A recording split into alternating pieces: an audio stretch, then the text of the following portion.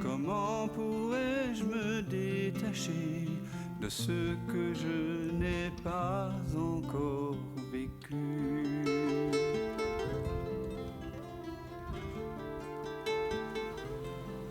Il y a un très beau poème de Maître Eckhart, en tout cas attribué à Maître Eckhart, qui s'appelle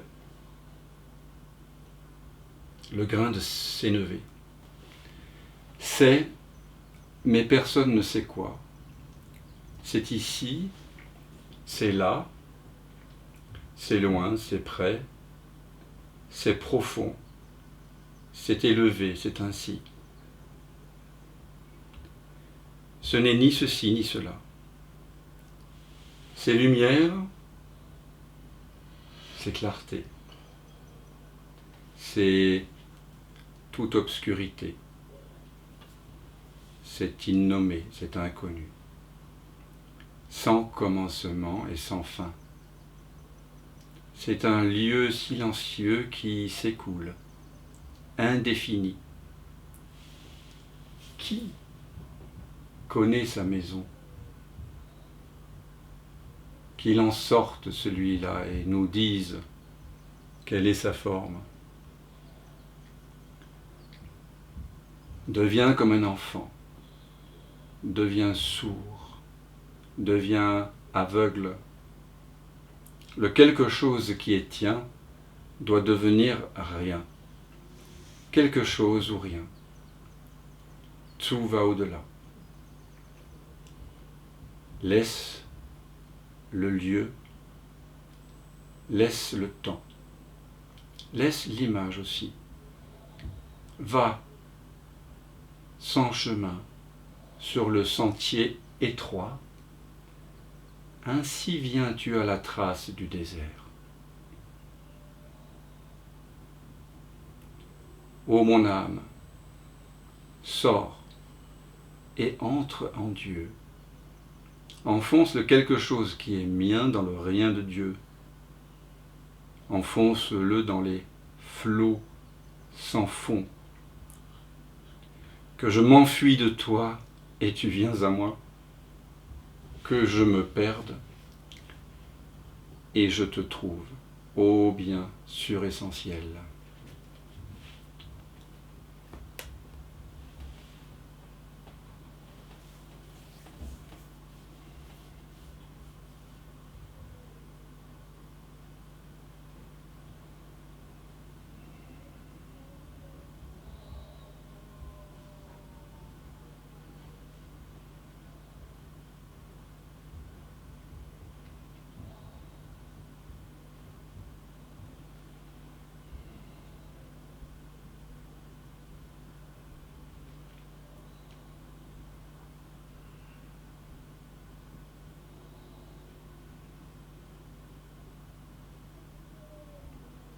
Ainsi avec Maître Eckhart, qui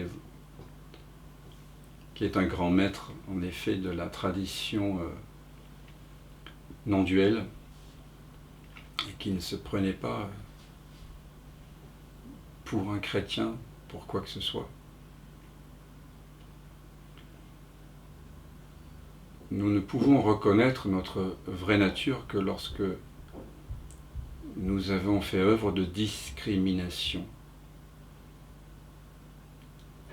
entre ce que nous ne sommes pas et ce que nous sommes vraiment.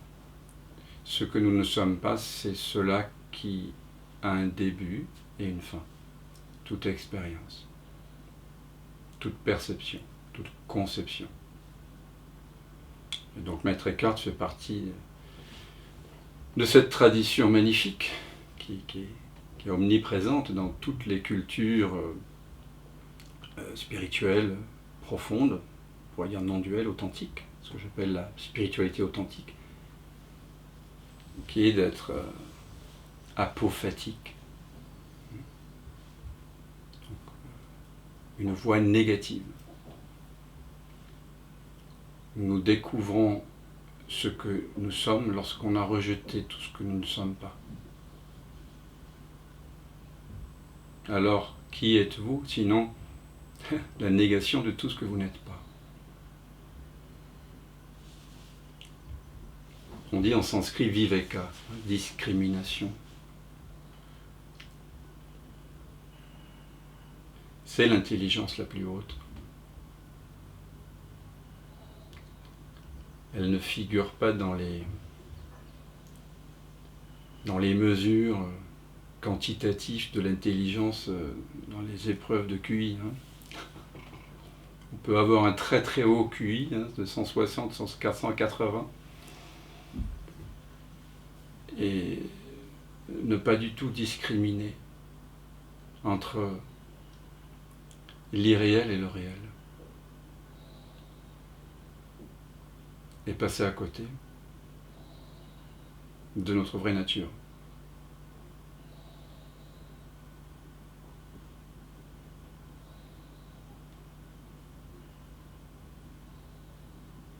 Tout ce que vous pensez en cet instant, vous ne l'êtes pas. Tout ce que vous sentez, vous ne l'êtes pas. Tout ce que tu perçois, tu ne l'es pas. Ni ce que tu entends, ni ce que tu sens.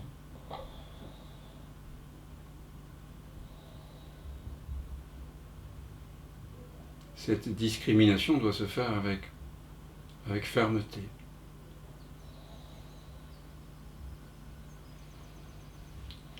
À un moment donné, il y a la reconnaissance de quelque chose qui n'est pas quelque chose,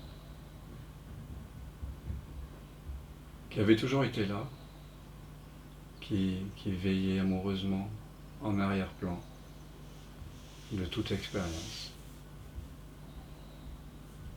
Et soudain tu reconnais, tu te reconnais, je s'éveille. Je, c'est le mot que l'on donne à cet espace de conscience infinie et sans forme. Je s'éveille. Je ne fais pas référence au corps et au mental comme on le fait dans la langue de tous les jours. C'est je, le soi, ce que vous êtes vraiment, vraiment. Ce dont Krishna enseigne à Arjuna que ça ne peut pas être ni noyé, ni brûlé, ni asséché par l'air.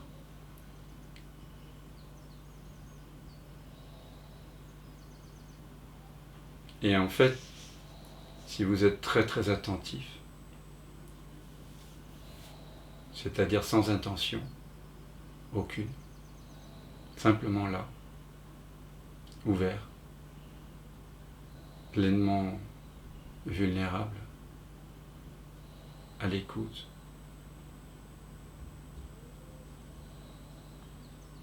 le silence se révèle de lui-même en fait.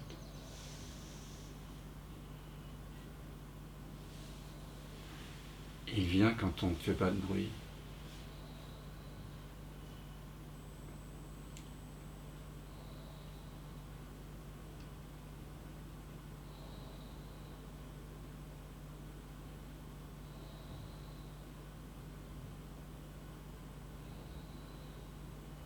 La moindre image que vous avez de vous-même ou des autres ou de la vie empêche Dieu d'entrer, dit Maître Eckhart dans son 5e sermon B, que je lisais l'autre jour. Nous lisions ensemble avec les amis qui avaient participé au stage de 9 jours. Il y a une merveilleuse traduction, la récente, qui a été faite par Laurent Jouvet, pour la première fois en France, des œuvres complètes de Maître Eckhart. C'est une pure merveille, éditée chez Almora, en langue contemporaine française, très compréhensible.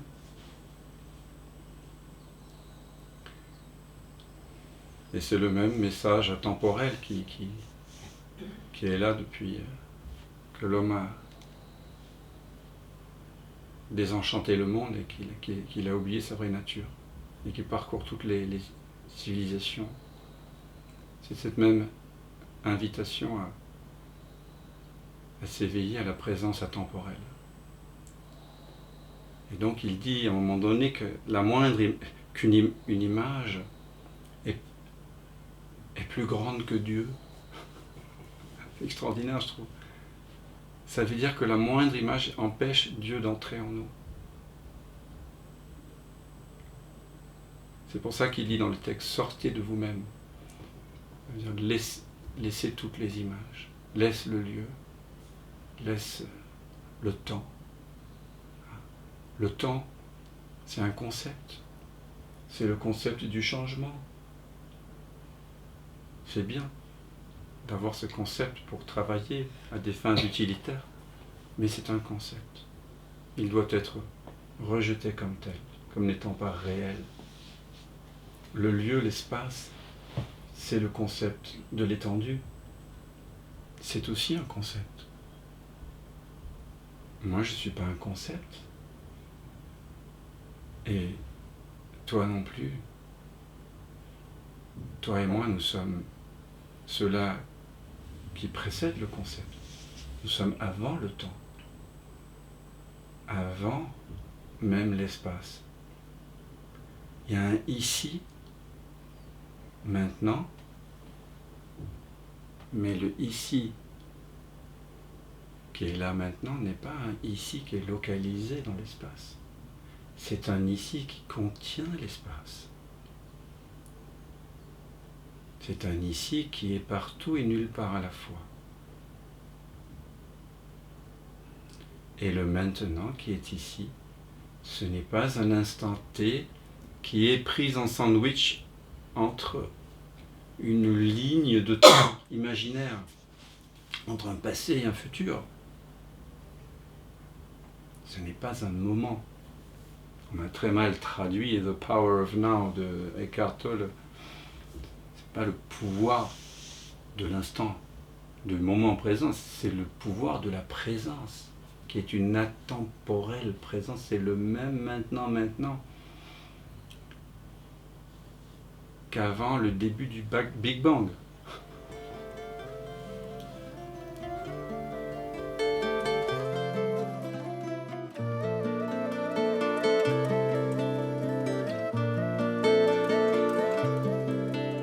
On ne peut lâcher que ce que l'on a tenu, mais comment pourrais-je me détacher de ce que je n'ai pas encore vécu?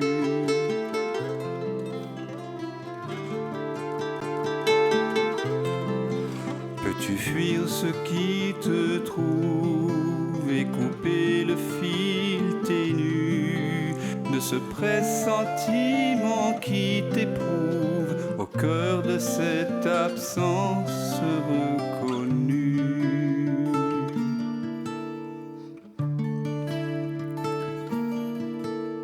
Ceux qui s'obstinent pendant le sommeil, ce que tu sens juste après le réveil, garde la fleur des dérives à la saveur d'autres rives, à la candeur de l'éveil. Ce qui te rêve t'arrive.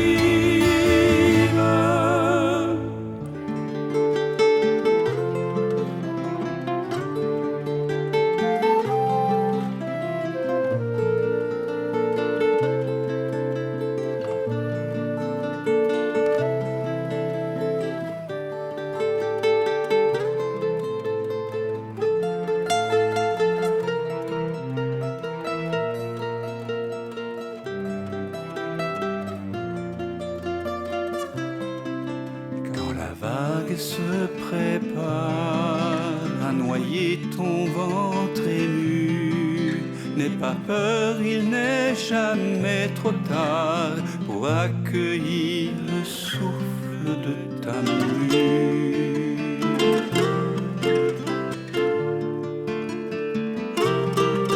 Le passé n'existe pas. Quand le cœur est mis à nu, en quittant la vue pour vraiment voir, tu cueilles en toi ce monde entreaperçu.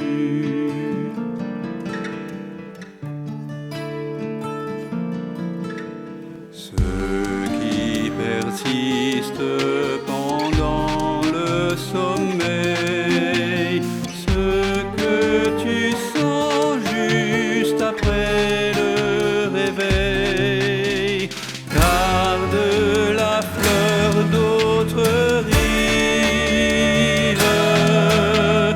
et la beauté des dérives, à la fraîcheur de l'éveil. Ceux qui te rêvent t'arrivent.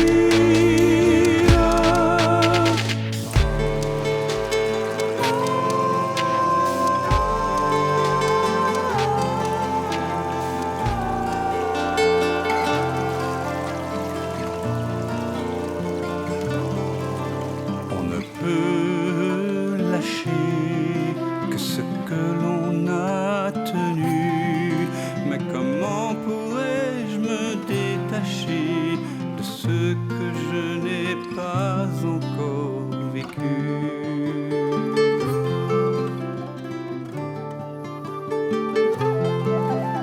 Pour renouer avec ce fil ténu qui nous relie, cet inconnu, ce lien subtil, ce fil de vie jamais